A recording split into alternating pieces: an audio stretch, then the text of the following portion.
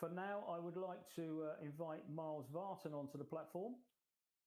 Miles, as I said, runs a supply chain consultancy, which focuses on accreditations and certifications in supply chain, particularly AEO, authorized economic operators, and ISO, for example, and other similar requirements. Good afternoon, Miles. Hello, Murray. Can you hear me? Indeed, I can, yes.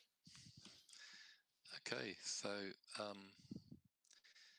I've got a clicker here because that is I'm not seeing the top of my first slide. Shall I just talk through it anyway? Yeah, your slides, from my view, your slides on screen. So it should open up as you click forward. It certainly did with mine. Okay, hang on.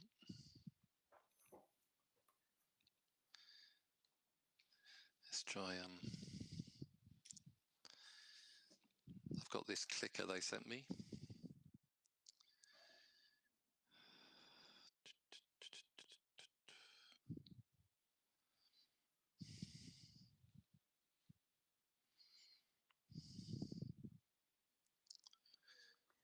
Just while Miles is looking at his clicker, I've had a question come in with regards to warehouses.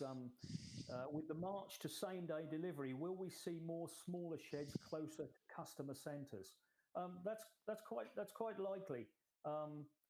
When we say smaller sheds, I think they will be denser sheds. I was recently asked to do a market appraisal on a built-to-suit facility as opposed to a spec-built warehouse being fitted out for the same client. And given the opportunities, there was 43% increase in storage capability in a built-to-suit environment, a built-to-suit option, as opposed to the spec-built and refit. That 43% of advantage brings the cost per pallet per week down by more than 50%. And that's pretty much what that guy is gauging his business on. And it's a saving that he won't just take when he takes the building over. That's a saving on his, or an opportunity on his business for every single day of his 15-year lease. So yes, I think we will see more concise units, and also some very large units.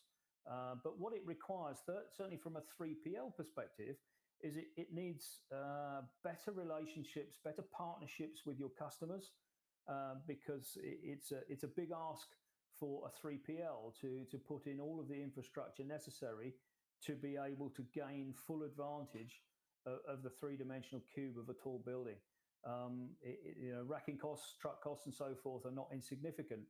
And as we move forward, obviously, we're seeing take up in semi-automation, and certainly some more automation around automated storage and retrieval systems that certainly make picking a lot more COVID compliant in the future, and a lot more presentable. So yes, it's an interesting time for companies, but there is still an issue for 3PLs gaining sufficient confidence to make those investments. Back to Miles. How are we clicking, Miles? The guys running the show are going to change the slide when we next get to it. But so good afternoon, everybody. The first three bullet points on my slide aren't there, but I'm going to talk you through them anyway. So my name's Miles Vartan, and thank you for the opportunity of speaking to you. And I was asked to do a presentation in terms of what you could be doing to protect your supply chain. And Murray's spoken quite eloquently there about us trying to facilitate change once we're aware of the situation and we're still getting used to what's happening with COVID. The first, here we go. So do you remember Noah's Ark? And there's a website there which I'd encourage you to visit and even subscribe to. So it's thinkunthink.org. And you can buy the book. It's called Think the Unthinkable. originators of this concept and this series of thoughts are Chris Langdon and Nick Gowing. We're in Felixstowe here, and I think Chris lives in Woodbridge, quite just up the road. So when you get into Think the Unthinkable, it's about talented people sitting around boardroom tables, transformation managers working for companies, being told to be quiet when they come up with inconceivable and impossible events that could affect a supply chain. And I've put here, do you remember Noah's Ark? So without wanting to offend anybody, God vowed to destroy mankind with a great flood because of its wickedness, but told Noah and his family to self-isolate themselves in an ark. We had a version of the ark arrive in the port of Ipswich a couple of months ago. And after 40 days, the lockdown instructions are gradually relaxed, and after 2 months, it was safe to resume normal life. And I've written there that most of us will survive this particular flood of germs. And this was an article written by Lord Robert Skidelsky in May this year. So we have all read and seen the news articles about lack of PPE, lack of ventilators, with all the great minds in countries around the world. Only some countries who had lots of testing facilities like Germany were able to get the testing for COVID up to speed quickly. And as Alana Sheikh puts in his an article he's just written, just-in-time ordering systems are great when things are going well, but in a time of crisis it means we do not have reserves. Amazingly enough, some patents have prevented ventilators coming to the market. And Alana promotes the idea of restoring the precautionary principle of applying a weapons of mass salvation concept to stockpiling medical supplies. So let's have a system where we can stockpile medical supplies, with countries having to retain enough spare domestic capacity to scale up medical production rapidly. So whilst we're looking at our supply chains and we're unclear as to what's going to happen over the next year, we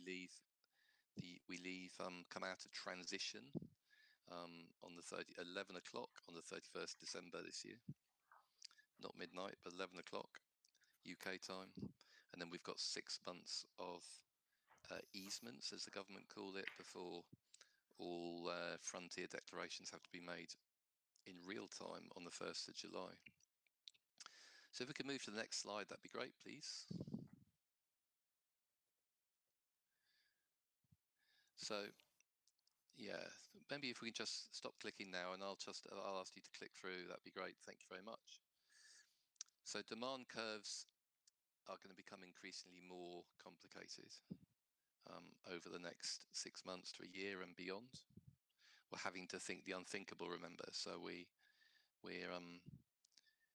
there's a mutual frustration from trade saying we haven't been told what to expect and how to plan for the end of transition and the end of the easement period.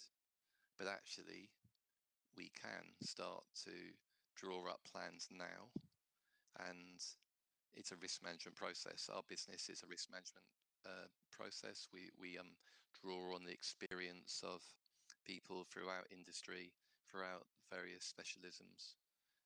Murray's somebody we would go to if we're worrying about warehousing, land development, and things like this.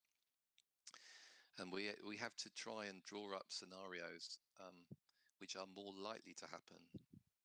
I started in health and safety, and the management of risk I quickly realised is all about probability. A prosecutor once told me, Miles, risk assessments are fine, but how someone's going to get hurt in a certain operation. And those are the main areas you have to work on to prevent that from happening. So we've got Chinese capacity being affected by COVID and a fall off in US demand. So the Chinese are actually scaling back capacity now, which means that as we get such a high proportion of our imports coming in from China, that's going to be more difficult because they will reduce capacity. And we've now got the latest stuff which we're reading every day about Huawei, and that could affect at a sovereign level the relationships between the two countries. And as I've just mentioned before, it's unclear how the end of transition is going to process will affect our supply chain. We all know that we've got tier 2, 3, even level 4 suppliers within our supply chain. And are they able to work through the crisis? How are their resilience levels? I was up in Daventry yesterday working with a company in the automotive sector. They warehouse for original equipment manufacturers from outside the UK, and things are really starting to affect their business. And they got a call yesterday from 2 of their competitors who were saying, you know, we're really struggling. Can you help us by taking all our stock and putting it into your warehouse? And this company's even considering paying all the duty and the VAT on these goods for them to come out of the warehouse so they can accommodate it. And so automotive supply chains with this particular customer and this particular flow of goods won't be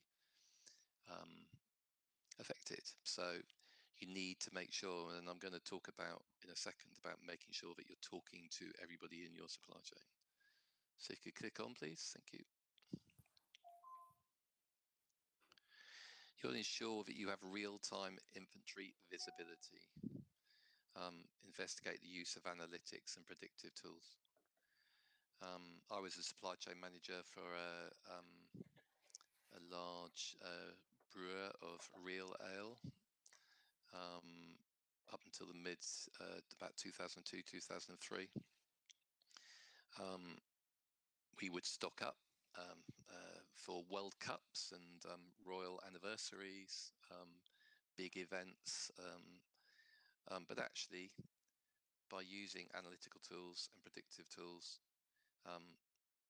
you work from the premise that actually there's only so much beer that people can drink. And we were finding without using these tools that you actually were having to cope with a huge volume of returns and wasted beer following the event.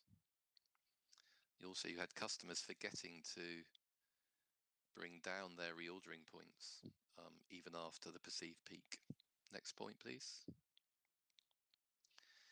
So in all ISO standards now, you're required to make sure that your management structure is available and capable of responding. Section 5 is all about leadership in ISO 9001. And there's another section further down about resourcing. Not only having the right amount of managers available, but also you've got to make sure they're competent, that they can hit the straps and help you make your objectives. Next slide, next point, please. Check your technology and IT setup is robust. Intrusion testing is very important. An amazing number of companies we work with in the supply chain do not do penetration intrusion testing, and are surprised when somebody, even though people who have had training on what not to open in emails and what attachments to look out for, manage to open these and find that they've had an intrusion. And there are some famous stories that we all know about recently where whole organizations have gone down, where they've lost an awful lot of data. Next point, please. So within supply chains, we have suppliers, we have contractors. You need to be talking to them constantly. In any good business continuity plan, that is probably going to be the role of a dedicated person. And as we're going through this crisis or pandemic, and we cannot see the light at the end of the tunnel, talking to your suppliers is more and more important, and make sure that you do it, capture their feedback, act on their concerns. When I read recently about major supermarket chain simply going to their suppliers and saying, we need you to drop your prices. It's not about looking after individuals within the community. It's not about maintaining the supply chain. They're looking up, they're interested in their profitability. Fair enough, but how's that going to affect the suppliers? Will suppliers actually hit the wall? Okay, thank you. Last point on this one. So you or your customer may start using alternative parts from raw materials. If any of you are involved in customs clearances, and a lot of people, there are 87,000 companies in the UK who currently and for the last 30 odd years have only brought goods in from mainland Europe. So as of 1st of January, every single import is going to need a frontier declaration. For those who are super interested, you're going to need something called CFSP, so simplified procedures, authorization to do your supplementary declarations. But one digit wrong in your classification code can mean that you pay significantly less duty than is required. And if you get that wrong and that is copied across over a number of years, you'll find that when things are settled down, when the HMRC have got the time to come out and do visits and they can do it safely, if someone clicks on to the fact that you have been using the wrong code, they can go back several years and you'll get a retrospective fine. They give you the right to be heard, but it's more than likely you'd have to pay that fine. So make sure that you get your classification correct. If you need any help with that, companies like ourselves can help you. And doing a thorough classification check of all your imported goods will be quite revealing and may give you the opportunity to look at alternative sources and alternative products. Okay, last slide, please. So just going back to more and more on COVID now, so the impacts and aftershocks of this virus are not going to go away, even when we're unlocked. It's unlikely that business and life in general is going to be the same.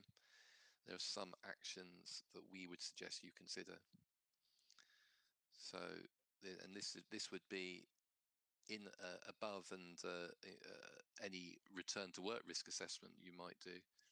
So look at your business continuity solution and your business, and in fact, have you got a business continuity plan? Your business is dependent on your employees. We talked to and have been working with a major facilities management company in the east of England, and the CEO there, who employs, I think, about 13,000 people, said to me he made a bold decision right at the very beginning of the pandemic that they were going to come out of the problem with in better shape than they were when they went in. And he said to all of his line managers that they had to speak to their direct reports once a week. I said, that's fantastic. And he said, yeah, but Miles, he said, what I hadn't realized, and it only became apparent during this process, was some of his line managers never spoke to their employees. So speak to your employees, look after their welfare.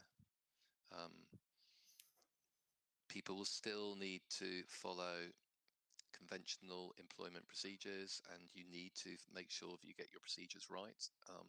There are lots of HR professionals out there to help you. But in addition to following procedures, make sure you're looking after your employees' welfare, especially their mental health. And then test your business continuity plan. So make sure you know it works. You can put it off the shelf, good start, but unless you know and you've tested your plan, it's not really worth the paper it's written on. Okay, next point, please. In all ISO certifications now, especially since 2015 and the publication of Annex SL, that I'd encourage you all to become familiar with, risk management and management review is something that people often slip up on. Interestingly enough, the only evidence that auditors will expect to see when assessing you against ISO are minutes of your management meetings. And sadly, it's not unusual for people to post-date and create management review minutes from meetings in time for the assessment, even though the meeting has never happened.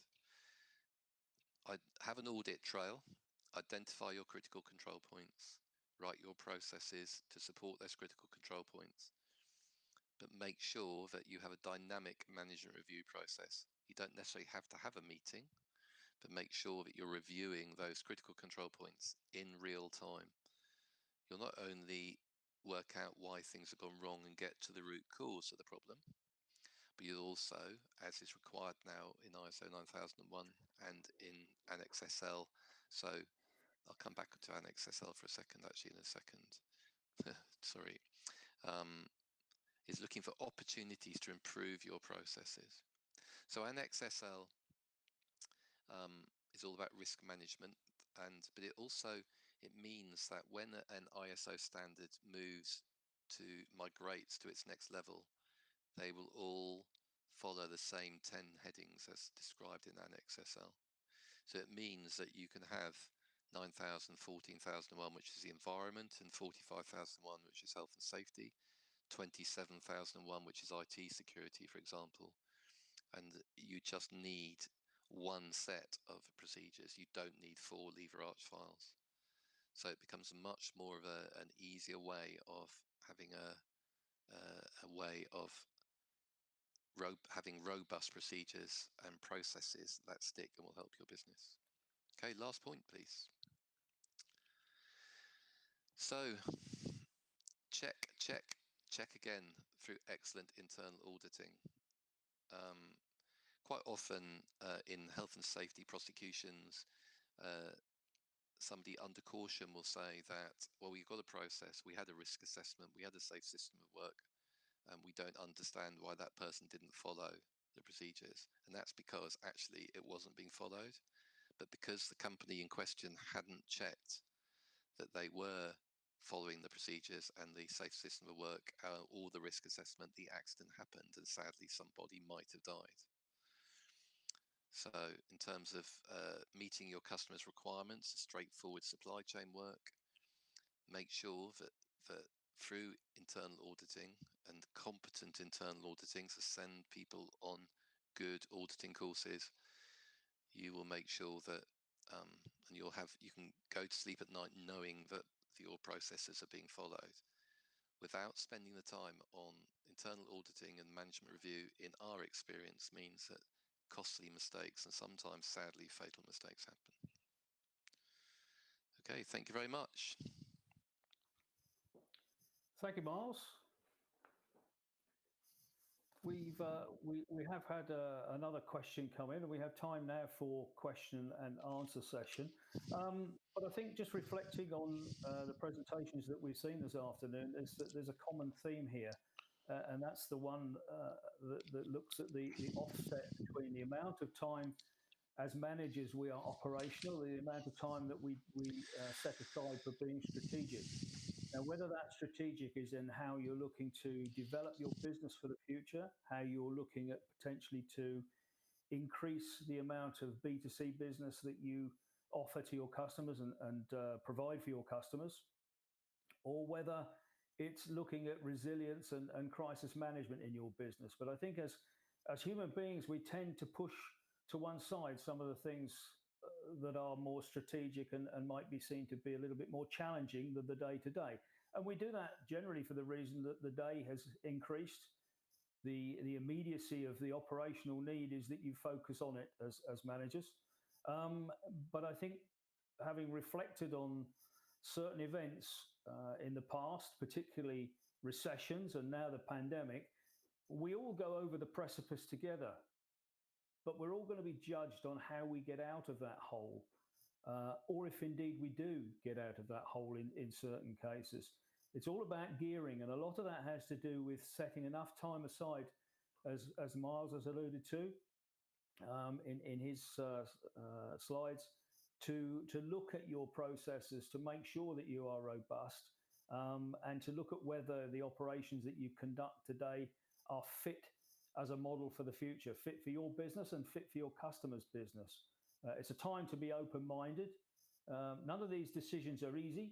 The toughest of decisions are made in these circumstances, but very often those that bear the best fruit and certainly build towards longevity of your business are the tough decisions that you'll make today. just we have one question that's coming about from Adam Breeze. Does UK leadership in e-commerce offer opportunities in overseas markets?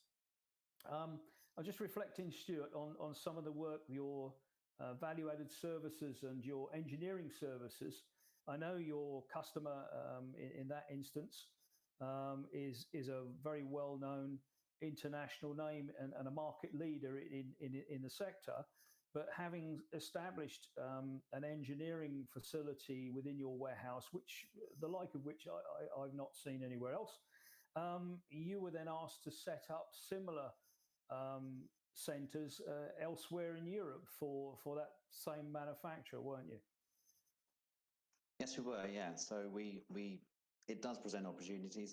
There's no doubt about it. We've got a platform now where we're quite established in the industry, and it is open up other different types of conversations. We do have new customers who have seen it work for competitor X that now want a similar model themselves. So yeah, with Brexit and the volumes, some of our customers here who have in the past wanted to do that service in mainland Europe or the UK are now looking to swap it around. So we're supporting them with these type of opportunities also. Yeah, that's good. Yeah, thank you. Any more questions coming forward to the panel?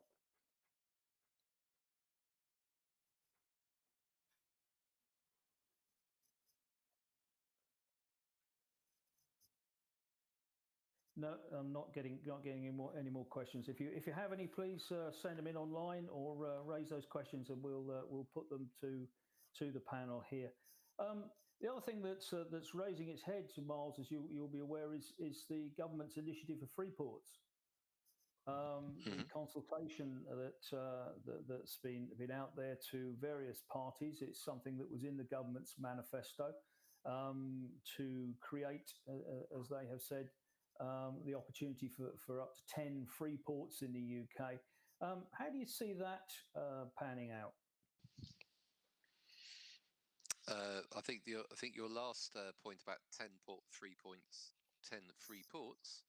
is very a mute subject, Murray, in that I think the consultation we were involved in, and many of the conversations I've been involved in, is that there should be probably 100 free ports or free zone areas. We're a mature economy, unlike some other countries where free ports and free zones were initiated and have been a huge success. So I think the idea of levelling up the economy, creating job opportunities by creating an area where beneficial customs treatment can be allocated to industry and imports and processing companies is commendable, but I think the whole rationale and the basis of it needs to be recast. Where we at Vartan Consultancy are much more in favour of free zone areas. So we've got a new power station going to be built at Sizewell. So we can create a free zone, for example, around Lowestoft, possibly even as far down as Ipswich, Felixstowe and Harwich, so that all the supporting industries that are going to move to Suffolk, and it's going to be new business, can set up and benefit from the fact that they would get favourable customs treatment. And then there'd be an end-use application in terms of goods going through customs warehouses into the power station, which has the potential then of containing costs for EDF, who are building the power station. So I think there's going to be a huge response on the consultation, Murray. But as Tony Restall, who is otherwise known as Mr. Free Zone around the world, says, what investors are interested in is cheap forms of energy, accessibility to low-cost pools of labour, and flexible tax treatment, many of which fly in the face of the present government's strategies and policies. but that's the way you're going to get the people from outside the UK to come and invest in the UK in free zone areas. Well, thank you, Miles. It is, of course, a consultation document at the moment, and I guess we will hear more from the government when the responses are delivered back. I mean, another thing that's been in the press this weekend, of course, is the Border Force intention to create a number of zones, inland clearance zones, because we've all known that with Brexit looming, we don't have sufficient statutory examination processing capability in the ports that we have today. So the establishment of a number of inland clearance facilities is, I believe, 235 million pounds of worth of investment in those sites that are going out to tender. I believe the tenders will complete in November for operation on the 1st of January, which seems ambitious in anybody's book, not least of which one mine, for having set up and established examination facilities in ports. It's quite a task to consider that that's going to take place. But certainly the eye is on now customs clearance for anything arriving from the EU from the 1st of January. I have a question coming about interest in forthcoming peak season, particularly around the likes of Black Friday and onwards into the Christmas peak, and how perhaps, Stuart, you see that impacting on top of COVID, increases in COVID, the vagary in volume, the mismatch between supply and some of the challenges you've had with your workforce just servicing business before we get anywhere near this year's peak. Do you see, what are your comments on that in terms of what this year's peak will look like, just bearing in mind the COVID situation? Yeah, good question. I mean, the figures that become the norm for us now are precisely what the peak was. The Black Friday week, I call it. We work with several different sectors, but if we take the beer as an example, that was up 3,000%. Our bikes are up 83%, and yeah, a lot of our customers are seeing extraordinary growth. So we've now our operations are now set up. We've got a much better platform to cope with peak. If peak now represents more volume on top of the norm, we will have to just put on additional shifts. We run a 2-shift operation here at Saxon predominantly. Well, we're now at the point where we need to look at additional shifts. But yes, it will be interesting to see how it will pan out over the few months leading up to Christmas. But it's something we're going to have to engage very much with our customers about. The whole pandemic situation has brought us even closer to our customers, because whereas we were reviewing some of our major customers on a monthly basis, they're now weekly calls. So the good thing is, we get a 13-week forecast with some of our main customers, but it's going to be key that we're aligned more than ever with them to ensure that we're fully prepared more than ever, because it's fair to say if we get more spike of volumes on top of what is now the new norm for us across our operations, then we've got to be on the front foot. Thank you, Stuart. I mean, interesting what you say about more regular communication with your customers, sharing of base data and forecasts and so forth.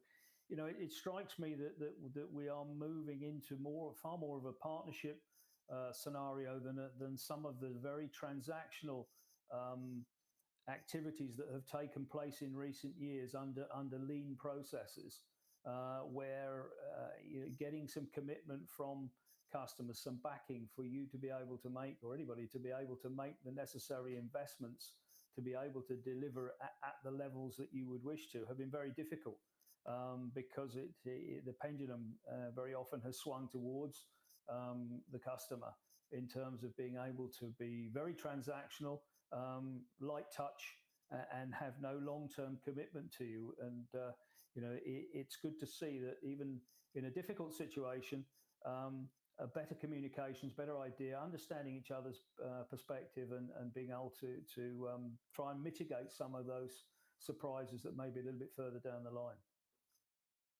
Can only be to the good, I'm sure. Our own operations a lot of our customers have looked internally, their processes, their systems, the way in which they get the information to us. So it hasn't just been a case of push all the problems onto Central Logistics. They've certainly, worked in partnership with us to try and reduce any waste. One of our major customers here at Saxon, we've completely sort of re-engineered the way in which we receive orders, the timing of orders, the flow of orders, and that's predominantly all changed from their own system, because that was actually, once we sort of deep dived into it, that was where the root cause of the issue was. So yeah, I think customers are open to looking at themselves also, and not just seeing it as a logistical problem, because ultimately, we're only as good as the way in which we interact and engage with our customers, and that's coming to the forefront. It's a different world now. We've got customers that are talking to us about extending contracts before we've even got to them. They recognise the value that we've brought during this, traumatic period of time, and it definitely has brought us closer. And if ever, then it's cemented the relationships that we have with them, which has been that's a good thing that's come out of this pandemic. Yeah, there are always good points. Sometimes you have to look for them a bit harder than others, but there are always good points there.